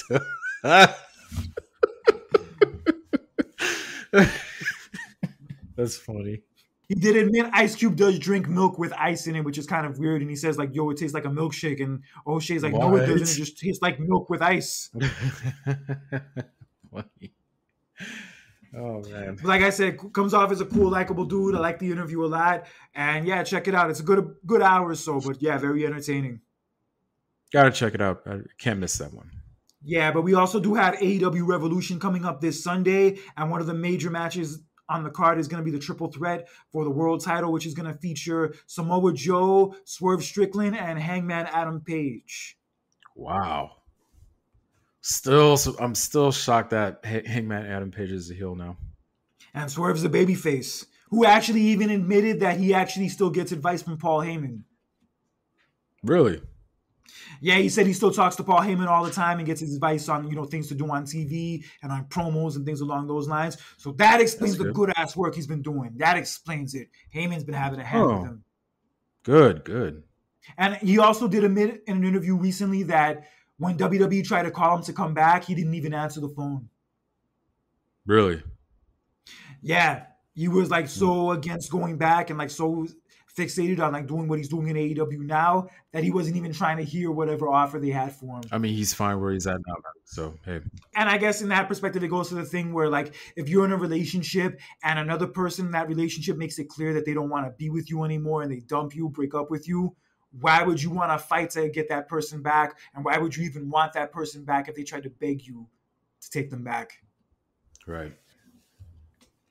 Yeah, so respect to him for that. I don't think he wins the title on Sunday, though. I think Hangman Adam Page probably gets pinned and Samoa Joe still retains because I feel like his title reign should go on a little longer. He's been doing well so far with it, and I feel like it's too early to take the belt off him. I believe so. How long has it been now? What 2 months. It's only been 2 months. He won it like at the end of the year. World's End. Yeah. So, yeah, I think he retains. And also the main match on Sunday at Revolution will be Sting's retirement match. It will be Sting and Darby Allin defending the AEW tag team titles against the Young Bucks. This is his last match, correct? This is it, bro. In Greensboro, the same place where he had his coming out party match with Ric Flair at the first Clash of Champions in 1988. It's going to be going down at that exact same arena. Wow. I'm hoping, fingers crossed, I don't know if it's possible, I'm hoping they could have Tony Schiavone and Jim Ross call the match because Tony Schiavone and Jim Ross called that Sting and Ric Flair match from that Clash of Champions show. That'd be very interesting. But the thing is, Jim Ross, I think recently has been having some health issues that have been keeping him from traveling, so I'm not sure if he's going to be able to make it. Oh, man. I was hearing about that. He was having some health issues lately. Yeah, fingers crossed he could maybe be able to make it somehow. And also Kevin Nash said he can't be there either. Yeah, we talked about that in our last episode, how he wasn't allowed to be there, which is stupid, by the way. But and also what was funny was last week on Dynamite, Ric Flair was being interviewed talking about how like he wasn't happy with like, his time in AEW so far. And then he ended up knocking on the dressing room door of the Young Bucks and they like ended up shaking hands and they went into their room and started talking. So it's looking like storyline wise, he's starting with the Young Bucks going into this match, which should be interesting.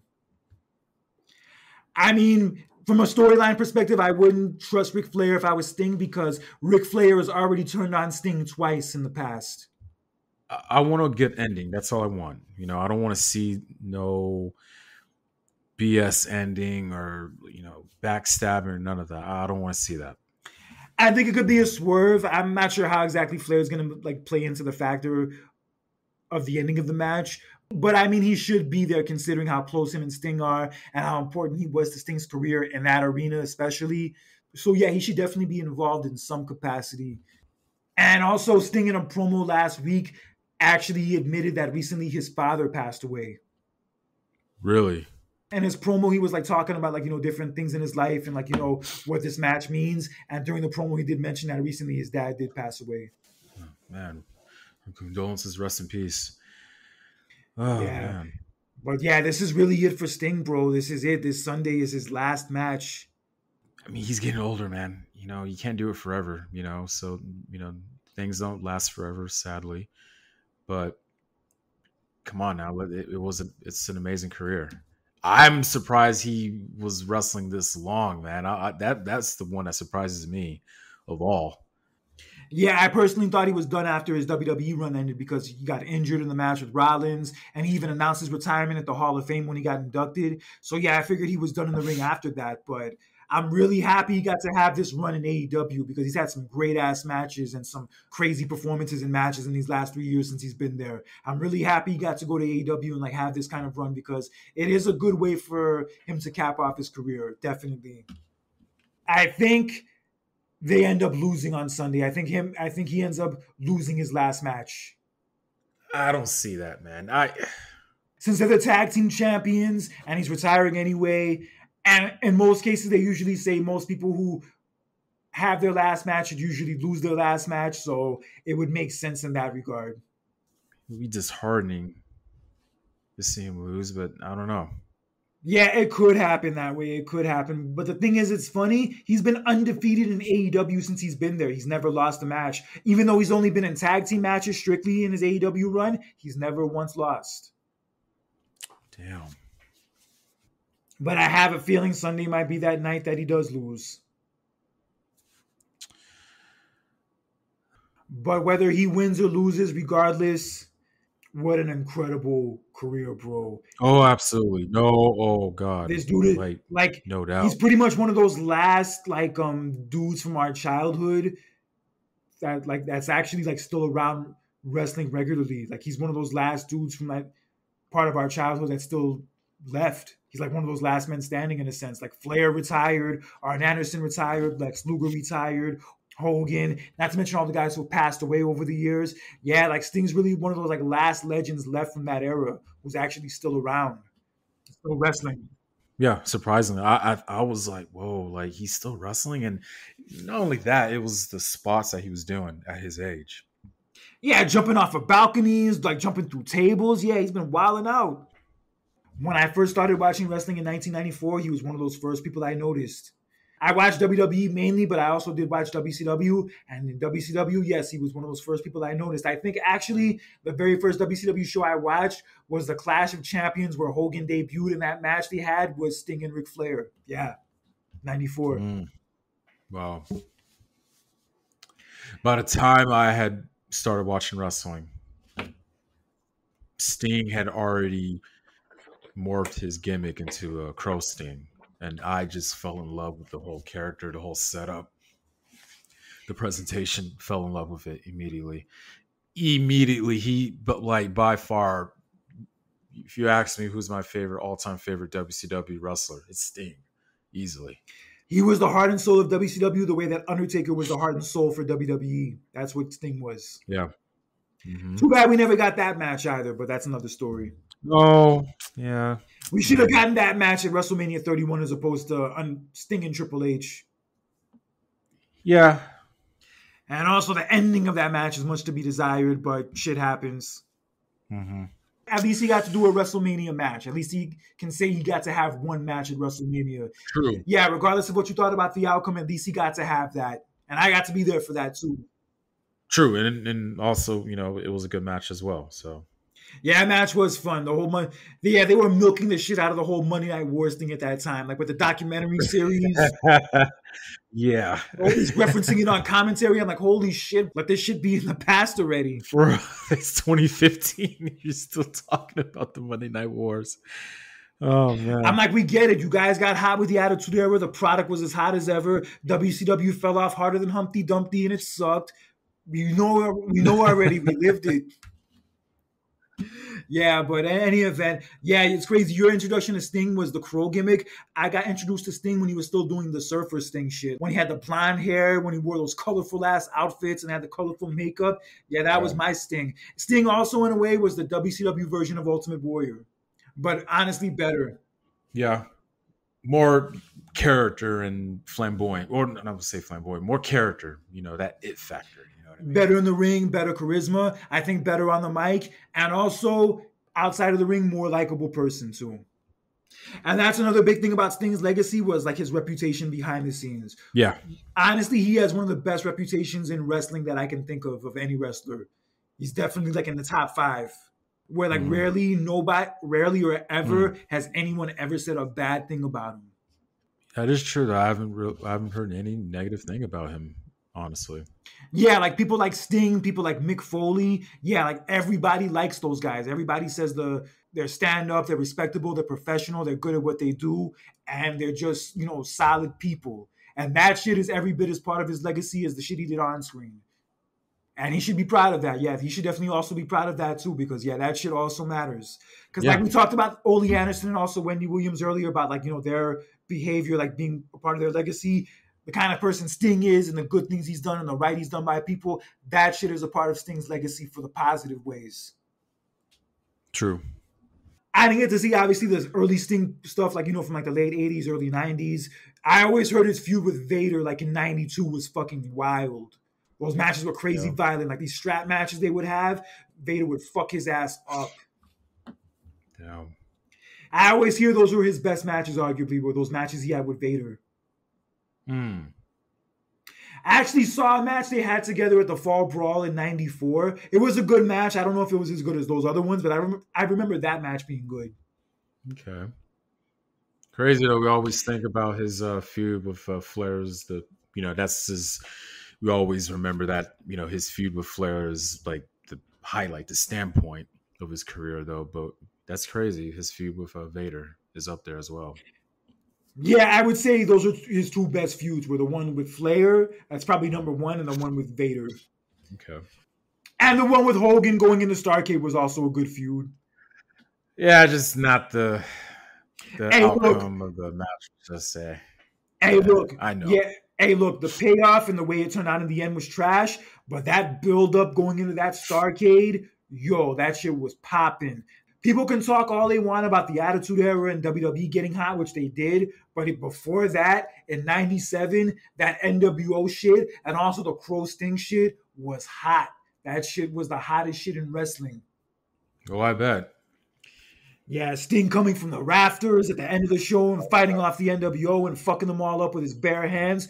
That shit was wild, man. Mm-hmm. And he did that shit for over a year. He did that shit for like over a year where he played that character, didn't talk, didn't have a match. And then, it all led to that match at Starrcade. Crazy. And that was WCW's peak. That was the biggest pay-per-view buy rate they ever did.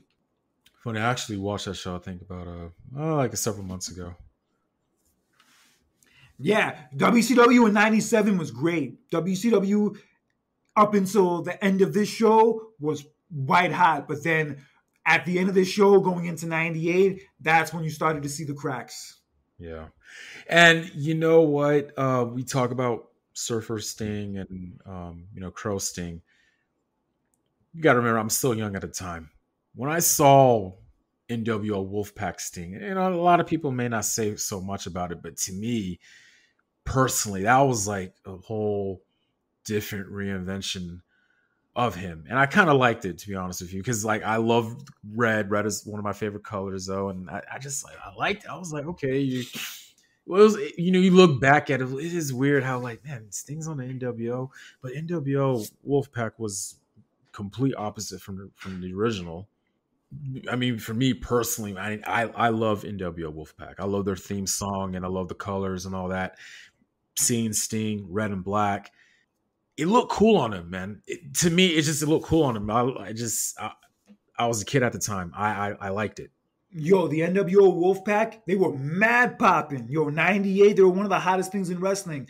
People talk about Goldberg Yeah. being hot in 98 and also DDP being hot in 98, but the Wolfpack was also up there. The whole NWO thing was getting stale at that point. I get that, but the NWO Wolfpack was one of the best parts of the show. That music, the black and red shirts, absolutely. they had a dope vibe to them. I fuck with the Wolfpack heavy. Yeah. But I don't think maybe Sting needed to be in it because I feel like him being in the NWO, even if it was the good guy part of the NWO after fighting them off for like the last year, and then him joining them, that was kind of a step down for him a little bit. I mean, he was fighting the regular NWO off. That was the thing, though. And you were joining up with a group of different members. The only original member was Kevin Nash, but other than that, he was part of the NWO group that was the babyface. So that was the only difference. I get it, but still putting him in the NWO, and especially considering that Kevin Nash was the leader, he definitely felt like he took a step down compared to what he was in '97. That was definitely not the same vibe. Oh, no, it was a big difference from '97. I know that it was a big difference though. But I just at that time, me personally seeing that, I thought that was cool. I thought I was like, whoa, this is dope. He's wearing red. Ooh. Yeah, they had that match with him and Bret Hart at Halloween Havoc '98, which should have been a much bigger deal than it was, but whatever, shit happens. And then that was pretty much the last he did of the Wolfpack Sting, because he disappeared for a few months after that. I think he went to rehab during that time. I think that might have been why he disappeared. Because he said in '98, that's like when his drinking was getting out of hand, and that's like when he decided to stop drinking and then become born again. Oh, okay, yeah, that's another thing about Sting that I like about too. He's a born again Christian, just like Shawn Michaels. I wanted to add on to that, but yeah, that's another thing about him as well. Outside of the ring, you're a devoted Christian, and change your life around just like Shawn Michaels did, and I stuff like that. I admire that. Yeah, definitely, and then he went back to the Crow Sting for like the last 2 years. He had that different theme song, which I actually thought was dope towards the end of his WCW run. And then the last Nitro, actually him and Flair were the main event, which was fitting because they had that match of the first Clash of Champions. They also wrestled each other on the very first Nitro in '95, and they closed out the very last Nitro, and also closed out WCW with that. Yeah, no better way to close out WCW than to have those two. Crazy. Yeah, it was sad to see WCW go out. I know they became a shell of themselves in those like last 2 years and all that, but to see them close and to see them go away, yeah, I didn't want to see that happen. I know it was sad, man, and that's why I was happy AEW came in, because I always said to myself, like, man, I just wish there was like another, wrestling promotion that could, rival WWE just a little bit. You know what I mean? And we got AEW. And we got that. I was happy to see that. You know what I mean? So yeah, I'm happy to see it too. Regardless of whether or not you like AEW or if it's your cup of tea, you should be happy that they're around, because having an alternative, especially for the people who work within the industry, is always a good thing. You don't ever want to have a monopoly again like the way it was for like the last 20 years where WWE was pretty much the only game in town. And if you didn't like how WWE did things or how they ran things, it was tough shit. But now people have options. Yep. And us as fans, we have options too. We can watch both shows. We can get into multiple different storylines, multiple different people on TV. It's great. Yeah, it's great to have these kind of options now. And because of AEW, Sting had a place where he could close out his career on the right note. He did. Yeah, he's had some great matches these last 3 years or so. Even this match I think he had with Jericho and Sammy Guevara on Dynamite last year, where he jumped off of a ladder onto Jericho through the table. Yo, that shit was crazy, son. Mm-hmm. Yeah, he's been killing it, man. He even had a match on Dynamite a few weeks ago, the match where they won the tag titles, where it was fucking great. I'm telling you, man, like I said earlier, it's just the work that he's been putting in. And I know he was in TNA for a bunch of years. There was like times where he could have came to WWE sooner, but for whatever reason, he decided to stay in TNA. I feel like 2011 would have been the best time for him to come, but didn't work out that way. Yeah, and not only that, but let's not forget, like somewhere around 2002, that would have been the perfect time for him to come too. It's funny. He said the thing that turned him off from coming to WWE was that one promo where The Rock asked Booker T who he was, and when Booker T tried to answer The Rock that it doesn't matter to him, he said that's what made him not want to go to WWE was that. Yeah, he was just, it was this fear of him being buried because he felt like the other WCW talent was too. But Booker T defended it. He told him, like, look, The Rock does that to everybody. And it probably wasn't just that. It was probably the other stuff he was seeing with the Invasion storyline at the time that probably turned him off too. Would not surprise me. True. But you got to remember now, half of the talent that would come on later, you got to remember they're still under contract. So they couldn't, come in the storyline phase yet. Not till their contracts are up. That's why NWO comes in, 2002. I think there was like a couple more others that came in as well. And even some of them they dropped the ball with too. Like Goldberg, look how Goldberg's run turned out. And the NWO thing only lasted a month. I mean, granted, Hogan got hot as a babyface again. I get that. But yeah, that only lasted a month. And Scott Steiner had like a big promotion going into his debut. And then ultimately that run didn't work out well. The only one who really had a lot of great success when they brought him in the next year, honestly, was Rey Mysterio. Yeah. Oh, Booker T too. Booker T you can also throw in there. But out of everybody from like WCW came to WWE after they closed, the two who probably had the most success were, Booker T and also Rey Mysterio. Mm-hmm. I agree. Where they became bigger stars in WWE than they were in WCW in a sense. Yeah. Sting ended up not coming to WWE after WCW closed. He didn't make it to WWE until 2014 at the Survivor Series, which was a great moment, actually. Regardless of what you thought about him losing to Triple H at WrestleMania, that night he debuted at Survivor Series at the end of that match was fucking classic. Yeah, and we have talked about this before as one of the all-time greatest Survivor Series moments ever. So, amazing moment. Yeah, incredible moment. Unfortunately, his WWE career got cut short during a match with Seth Rollins when he got injured from the buckle bomb. And then he didn't wrestle for about 5 years until he came to AEW. And his WWE run obviously wasn't the success that it could have been and didn't really live up to expectations overall, but he did have some highlights in it. So it wasn't a failure in that regard. So I'll say that much. I'm just glad in AEW got the opportunity to really, end his career the right way and end his career on a high, which is going to be this Sunday at Revolution at the Greensboro Coliseum, where it pretty much all started for him. And this is where it all ends. Full circle, baby. All full circle. Yep. And it's funny. That was the first Clash of Champions, and that was the match that put it on the map. And that's the show we got our name for our podcast from. Yep. And that was the 1988 match of the year, in my opinion. That match with Flair at that Clash of Champions, that was the best match that year. It wasn't Hogan and Andre like they picked in PWI. Yeah, that Hogan and Andre match from the main event special, it did big ratings, don't get me wrong, but that match itself, bro, come on. It was not better than that Sting and Flair match. Not even close. Oh, no. Just match. Come on, match quality. Come on now. That's what we want to look into. Yeah, definitely. Also, one of Sting's highlights, one of Sting's best moments was when he won the title for the first time from Flair at the 1990 Great American Bash. Yeah, when Flair tried to put him in the figure four, then he did the small package to get the pin. It was a great moment. Nice. He was wearing the red, white, and blue tights also. Yeah, he got a big celebration. Everybody put him on their shoulders, and he raised the belts up. Yeah, it was good to see him get that moment finally. It's funny, him and Warrior started as tag partners together, like back in the day, like as the Blade Runners. They were called the Blade Runners back in the day. Yeah, I remember seeing that picture in PWI in 95, and I said, what the fuck? That's Sting and Ultimate Warrior from back then? Holy shit. They were a tag team? Mm-hmm. Yeah, and it's funny.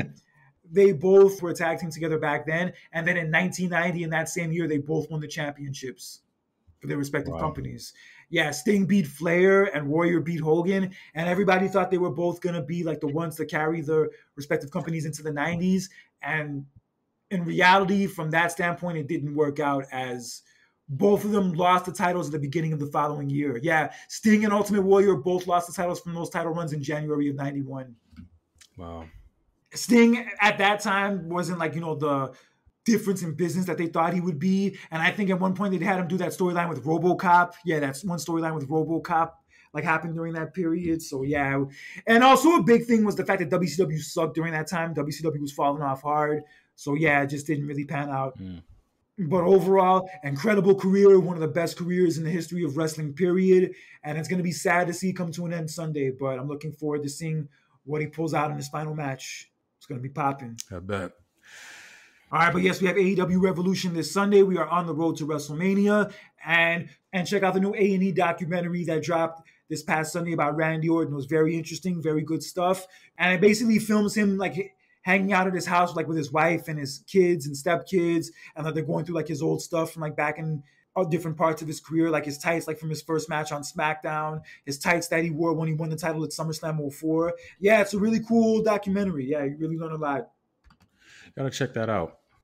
Also, the Rivals of Rock and Triple H was very good episode 2, where Freddie Prinze Jr. is like the moderator of it, and they talk to like, Kevin Owens, they talk to JBL, they talk to Natalya. Yeah, it's a real good vibe. Also, the new season of Dark Side of the Ring drops next Tuesday, and the very first episode of the new season is going to be about Earthquake. Interesting. Yeah, and also the award for Best Wrestling Documentary of the Year for the Observer Awards was the Dark Side of the Ring episode about Tammy Sitch and Chris Candido, which was a very good episode. Man. Enjoy AEW Revolution this weekend. Enjoy Sting's retirement match. And I just want to say, as a fan of Sting and as a fan of wrestling for 30 years, thank you for everything you contributed. Thank you for being the stand-up person that you are, because in many ways that means even more than what you did in the ring. And thank you for your longevity. And thank you for all the great performances you put on for us in these last 40 years that you've been around. It definitely goes appreciated by us. And best of luck to you in the next phase of your life. Same here, man. And again, thank you for entertaining pretty much my whole entire life, from my childhood to my adulthood. That and all the other wrestlers, man. Sting, your work will forever be remembered, after your retirement, man. I just want to thank you for all the memories and just how much of an impact you left on me as a wrestling fan. Thank you. Woo! Figured I would pull that one out. You caught me off guard, man. All right, so until next time, for John Randall, this is Conscious Kurt with another edition of the Clash of the Champions. Follow us on social media. Feel free to contact us, message us, and let us know what you think, and debate with us about any of the topics we talked about tonight. Until next time, take care, God bless, and remember, don't be an asshole in real life or social media, because for one, that shit is for the birds, and for two, Ice Cube or another celebrity could end up coming after your ass if you get out of line. So tread lightly, motherfuckers. Right. Tread softly. But yes, that shit is for the birds and that shit is mad whack. So cut it out. All right. Have a good one, guys. All right, man. God bless.